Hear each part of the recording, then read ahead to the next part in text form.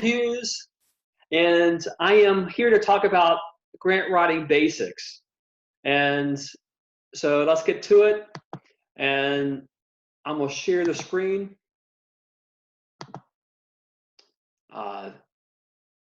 This is a video using Zoom, and I'm so excited to begin to talk about what it takes to do the basic work of developing a project using the Rotary Foundation Global Grant process. And the way it works is we have to find a partnering Rotary Club in the country where we want to work. And the benefits of working with a host Rotary Club is it's their hometown and they know their own country. And the Rotary Foundation is the best charity in the world. So once you work with your home club and the host club in country, you're beginning to get the best of two worlds. And the project will make sense when you're developing it jointly with the host and the International Rotary Club.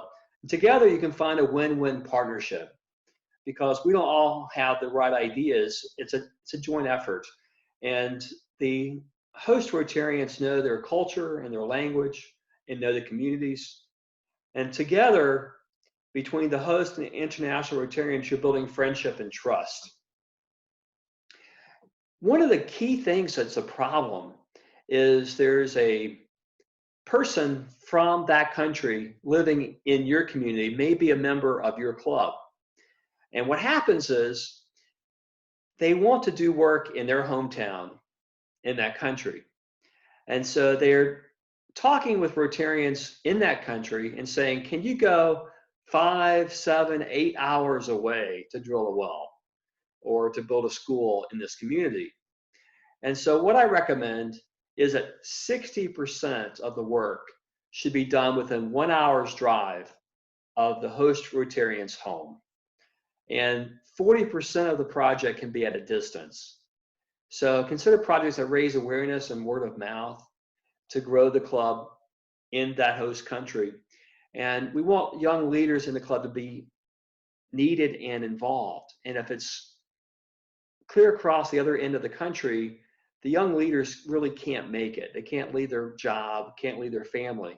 So that's why if you're wanting to do something at a distance, you've got to provide work for the Rotarians at home so that it becomes a win-win partnership for them. And as you're beginning to develop the project, you need to tell a story, and that story needs to have sustainable, measurable results, and we need to be good stewards of what's happening. So whether it's disease prevention, like that one picture is Burley ulcer. It's a flesh-eating disease, the same family as leprosy and tuberculosis. And so whether we want to help people get well, get safe water to drink, build a computer lab, or build a school, or provide textbooks and library books for school, you need to be able to explain what you want to do. And then a video is a good way of doing that. So let's watch this video called Keeping the Promises. In rural Ghana, 7 million people are at risk for waterborne diseases.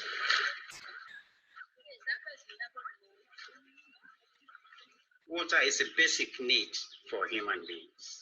And without it, a lot of other diseases come in. The Rotarians in Sinyani Central, it was their appeal to focus on a disease called Burley ulcer. When we partner, we come up with the right answers and the right ideas.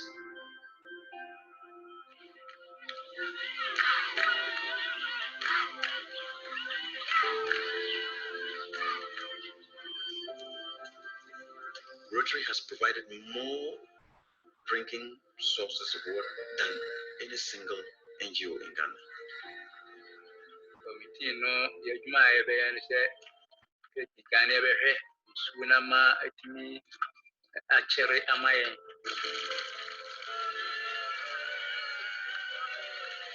We have done more than 50 walks and have gone into so many communities.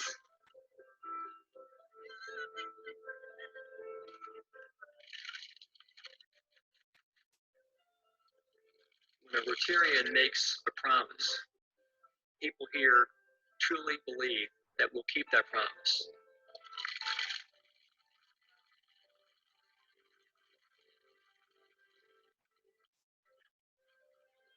We had the Rotary International Film Crew create that video, and it really helps so much. So a video helps, but the first task is to create a one-page summary, and it helps to get you on the same page with the host club and the International Rotarians. The first paragraph tells the key facts. Second paragraph gives the details. And the third paragraph gives the contact information. You need to include one or two great photographs that tell the story without any words. And don't go on to 2 pages or 3 pages.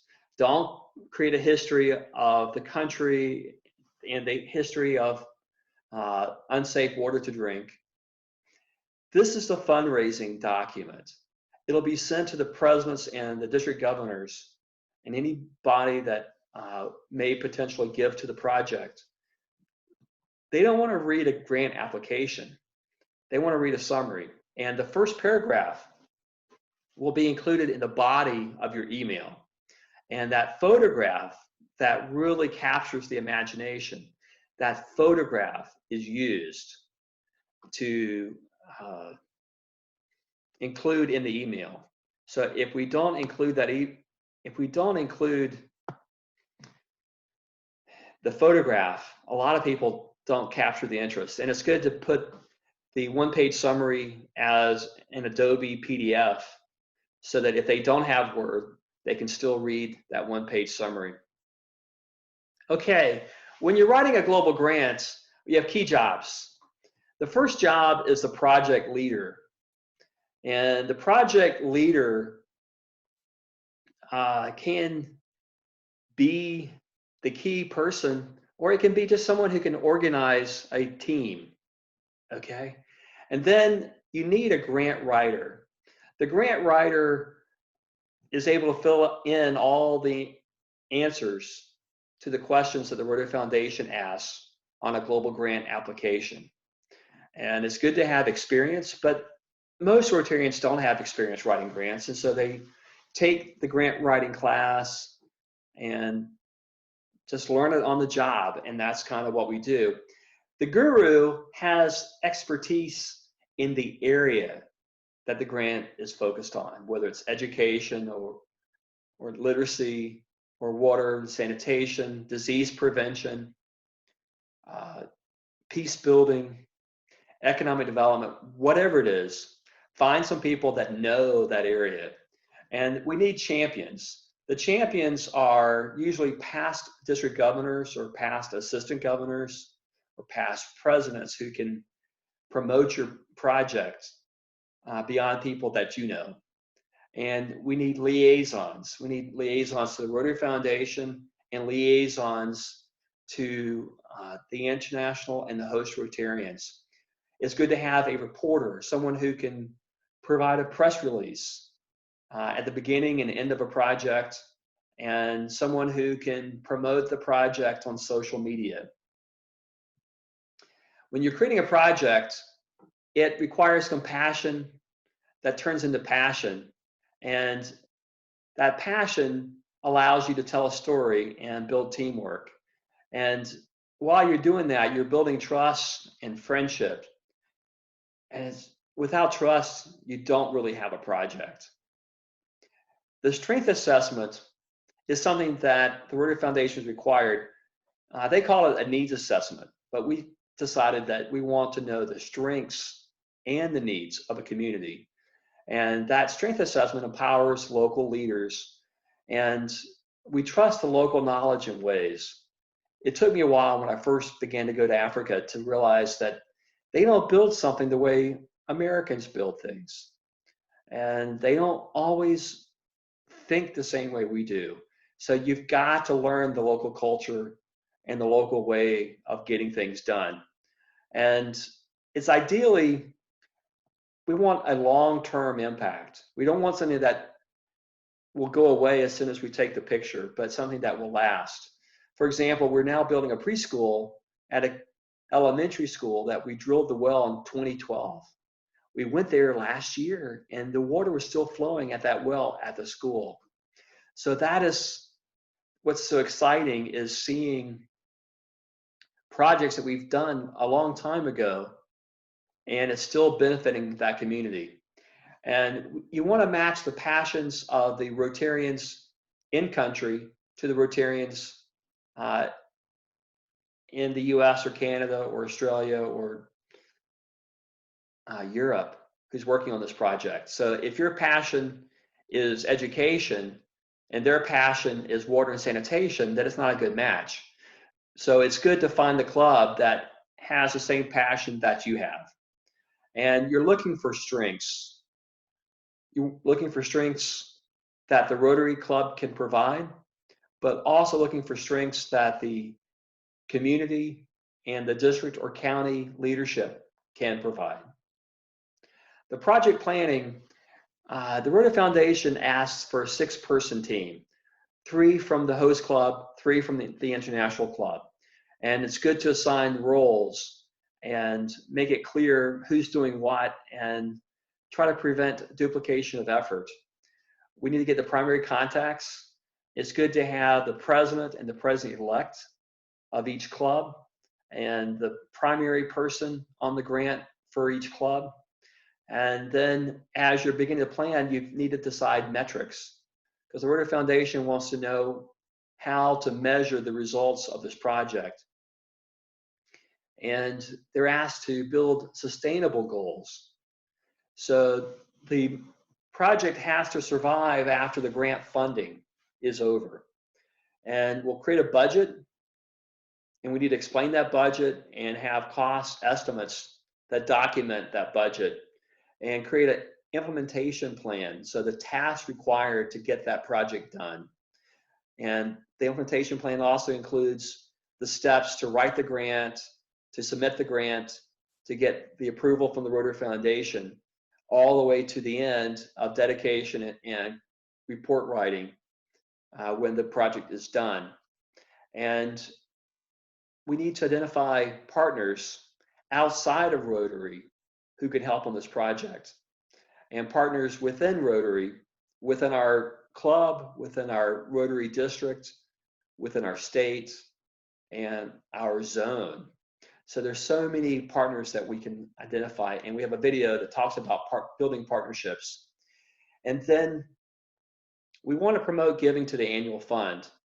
The Rotarians give to the annual fund each year, and the Rotary Foundation invests those contributions for 3 years.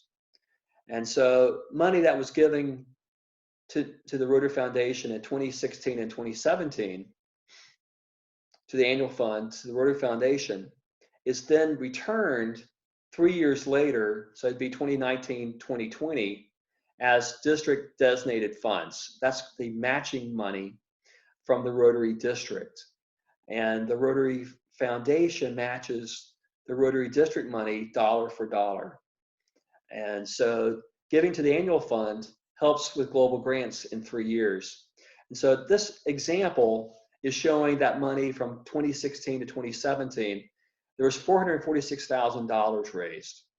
And so half of that money goes to district designated funds, and half of the money goes to the World Fund. So out of that $446,000, $223,000 goes to each way. And so the World Fund money is actually the matching money from the Rotary Foundation. And then at that point, the district has some decision making to do with the grants chair, the foundation chair, and the district governor and the foundation committee, how that's split. And the Rotary Foundation has some basic guidelines. So in this situation, 34% or $80,000 go into local projects called district grants, and 24% goes into the Polio Plus program to eradicate polio from the world. And then 42% goes to global grants. And then at that point, the World Fund is used to match the money coming into the project. There's three major types of grants. There's Polio Plus, humanitarian grants, which are district and grants and local grants. The district grants can be international in scope, but probably 90 to 95% of the district grants are local projects in your home community. The educational grants are scholarships, peace fellowships, and vocational training teams. And I want to talk about the funding.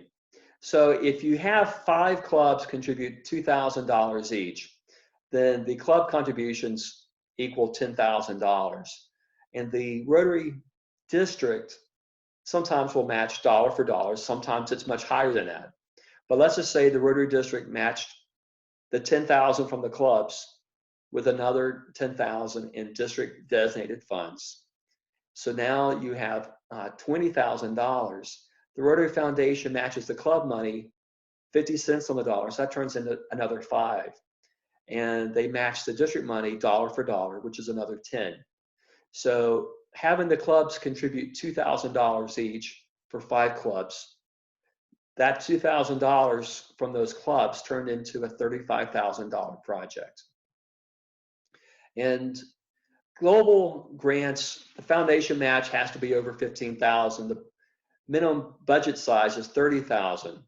And the grants need to fit into the 6 areas of focus, which is water and sanitation, disease prevention, basic literacy and education, economic development, and peace and conflict resolution. So we've got to have a project that meets those 6 areas of focus, and it needs to have a long-term impact, not just a short-term. So we can buy textbooks for school, but we can't buy school uniforms. And we can help a hospital with medical equipment, but we can't buy an ambulance that will depreciate and break down over a few years. And these global grants are funded by the Rotary Foundation, but we can also have outside funds coming from churches and faith-based organizations or other nonprofit organizations that are also matched by the Rotary Foundation. And so to start the application process, we go to grants.rotary.org. And when we go there, we can start a global grant. And the process to start, we just need to have a title. We need to have a paragraph summary, which comes from that 1-page summary that we wrote. That paragraph becomes the summary paragraph of the grant. And then we need to know the district internationally we're working with. For that host club, they have a district and then their club. And then we need to know the primary contact in that club.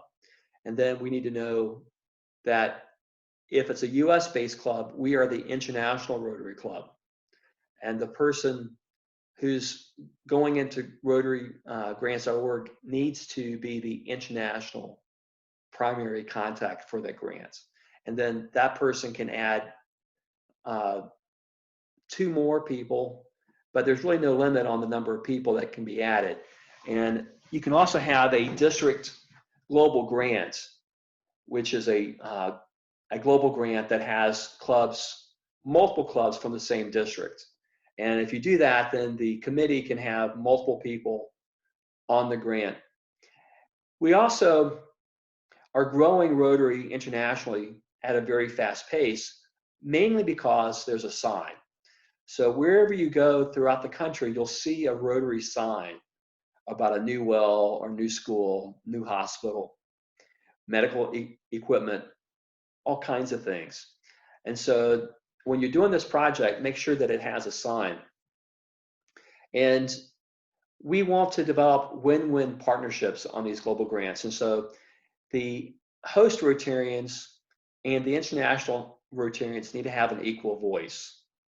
And it's important that the Rotarians that are working in the hometown, that they can tell the project team what the needs are and what their opinion is, and that we listen.